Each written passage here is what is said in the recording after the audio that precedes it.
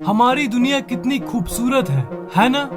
पर इस दुनिया में सब अपनी रोज की जिंदगी में बिजी रहते हैं। पर क्या आपने कभी सोचा है कि ये ब्रह्मांड जिसमें आप इतने सालों से रह रहे हो, इसकी शुरुआत कैसे हुई? जितनी घटनाएं हुई है, उसकी शुरुआत कहाँ से हुई?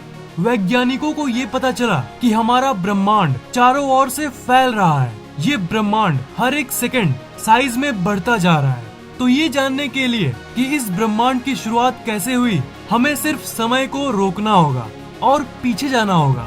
चलिए थोड़ा पीछे चलते हैं, कुछ ज्यादा ही पीछे।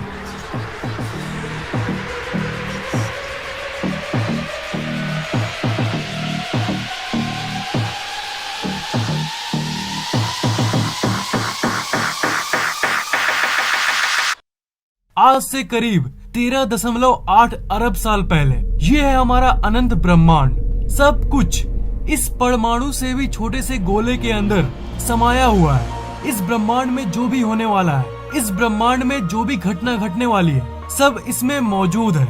इस ऊर्जा के गोले के अंदर यहाँ पर समय का कोई अस्तित्व नहीं है। पर अभी दुनिया जिसे हम जानते हैं, वो सब की शुरुआत होने वाली है। किसी रहस्यमय कारण के चलते एक एटम के साइज से भी छोटा ब्रह्मांड अचानक अपने अस्तित्व में आया।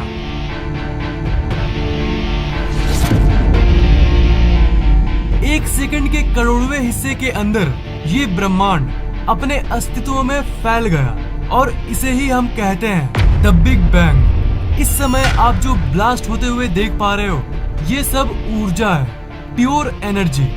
ये ऊर्जा पूरी तरह से फैल गई और इसी समय स्पेस का जन्म हुआ और साथ ही साथ समय अपने अस्तित्व में आया। ये शुद्ध ऊर्जा यानी एनर्जी करोड़ों साल तक फैलती रही और ये ऊर्जा इतने सालों में धीरे धीरे ठंडी होने लगी और इसी ऊर्जा के चलते मैटर का फॉर्मेशन हुआ, अरबों छोटे छोटे सब एटॉमिक पार्टिकल्स के रूप में, जिसे हम एटम कहते हैं। क्वार्क्स, इलेक्ट्रॉन्स, प्रोटॉन्स, न्यूट्रॉन्स, इन सब चीजों का फॉर्मेशन हुआ। असल में दो प्रकार की चीजें बनी थी। आधी थी मैटर, मतलब वो परमाणु और बाकी चीजें जिससे ये दुनिया बनी है, जिससे आप बने हो। और दूसरा ग्रुप था एंटी मैटर, जो मैटर का ऑपोजिट है। और क्योंकि एंटी मैटर मैटर का विपरीत है, इसलिए जब वो आपस में मिलते हैं तब वो एक दूसरे को खत्म कर देते थे। पर फॉर्चुनेटली मैटर एंटी मैटर से थोड़ा ज्यादा था। सब खत्म होने के बाद एक मैटर का गोला बच गया था और उसके विपरीत और कुछ नहीं था जो उसे खत्म कर सके। इसलिए उसका विस्फोट हो गया, जो कि हम लोगों के लिए बहुत लकी था, क्योंकि इसी एक गोले से अब पूरी दुनिया बनने वाली है। इसी एक मैटर के गोले के चलते तारों और ग्रहों वाला ब्रह्मांड अस्तित्व में आया। शुरू की बिग बैंग के चलते ये ब्रह्मांड अस्तित्व में आया और मैटर के गोले के इस विस्फोट के चलते ब्रह्मांड की अंदर की चीजें अस्तित्व में आई।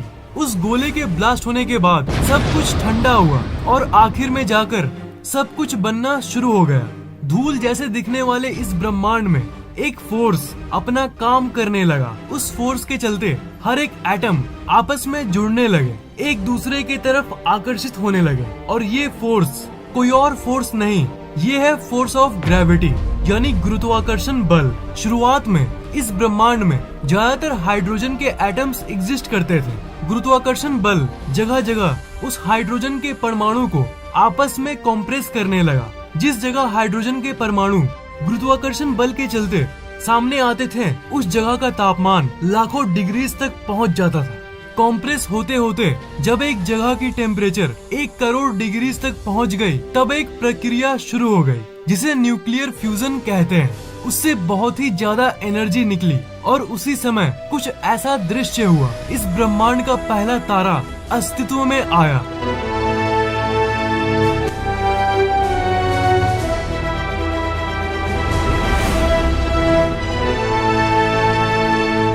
फिर इस तारे को अपना एक दोस्त मिल गया और इसी प्रक्रिया से शुरुआत में 200-300 तारे बने और लाखों साल के अंतराल करोड़ों तारे अस्तित्व में आ गए।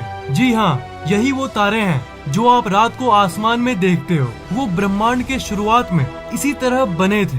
धीरे धीरे ये तारे गुरुत्वाकर्षण बल के चलते सामने आने लगे। वो आपस में एक ग्रुप में रहने लगे और अरबों तारों का समूह इस ब्रह्मांड में दिखने लगा और अलग अलग शेप और साइज के ग्रुप का फॉर्मेशन हुआ। वो नजारा कुछ ऐसा दिखता है और इन्हें ही कहते हैं गैलेक्सीज।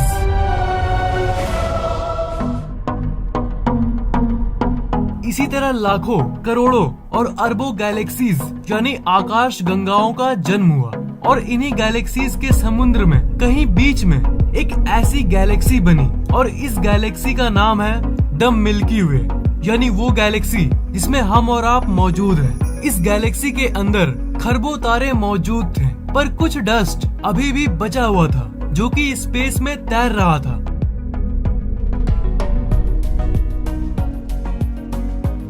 पर हजारों साल के अंतराल में ग्रेविटी अपनी पावर दिखाने लगी।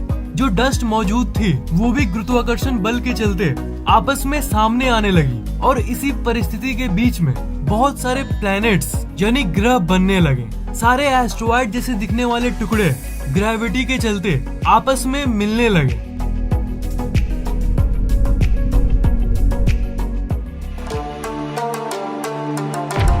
और इन्हीं ग्रहों के बनने के दौरान एक रॉकी प्लैनेट भी बनने लगा, यानी ऐसा ग्रह जिसका सतह सॉलिड था और किसे पता था कि इसका नाम होने वाला है अर्थ यानी धरती, जिसमें आपका और मेरा जन्म होने वाला है। सॉलिड टुकड़े आपस में जुड़ के प्लैनेट तो बन गए, पर जो बचे खुचे प्योर हाइड्रोजन के एटम्स थे वो भी आपस में मिलने लगे। और जैसा कि मैंने तारे के निर्माण के बारे में बताया था, बिल्कुल वही घटना यहाँ भी हुई। कुछ बचे हुए हाइड्रोजन के एटम से एक छोटा सा तारा बनने लगा। सारे हाइड्रोजन आपस में करीब आने लगे और इतनी टेम्परेचर बढ़ गई कि न्यूक्लियर फ्यूजन की शुरुआत हो गई। एक नया तारा जिसका नाम है सूरज, उसका जन्म हो गया। जब ये सूरज बना तब ये एक बहुत ही तेज सोलर विंड को इरप्ट किया, जिसके चलते बाकी सारे धूल के कण सोलर सिस्टम यानी सौर मंडल के बाहर चले गए और सौर मंडल में वही 8 ग्रह और बाकी उपग्रह बच गए जो कि साइज में बड़ी थी।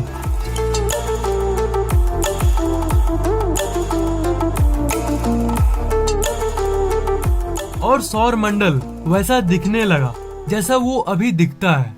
सोलर सिस्टम के बाहरी तरफ बहुत सारे गैस के प्लैनेट्स बन चुके थे, जैसे जुपिटर यानी बृहस्पति, सैटर्न यानी शनि ग्रह, यूरेनस यानी अरुण ग्रह और नेपच्यून यानी वरुण ग्रह। और सोलर सिस्टम के अंदर के तरफ इन रॉकी प्लैनेट्स का जन्म हो गया था, यानी ठोस सतह वाले ग्रह जैसे मर्क्यूरी यानी बुध ग्रह, वीनस यानी शुक्र ग्रह, मार्स यानी मंगल ग्रह और आखिर में हमारी प्यारी सी धरती।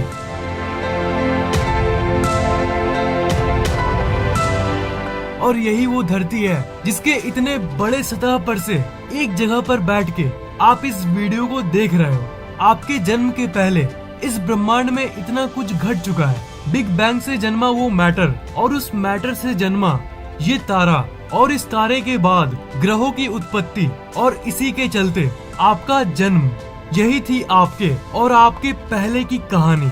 ये वीडियो आपको कैसा लगा नीचे कमेंट जरूर करना, वीडियो को लाइक और शेयर जरूर करना और ऐसी और वीडियोस के लिए इस चैनल को सब्सक्राइब जरूर करना।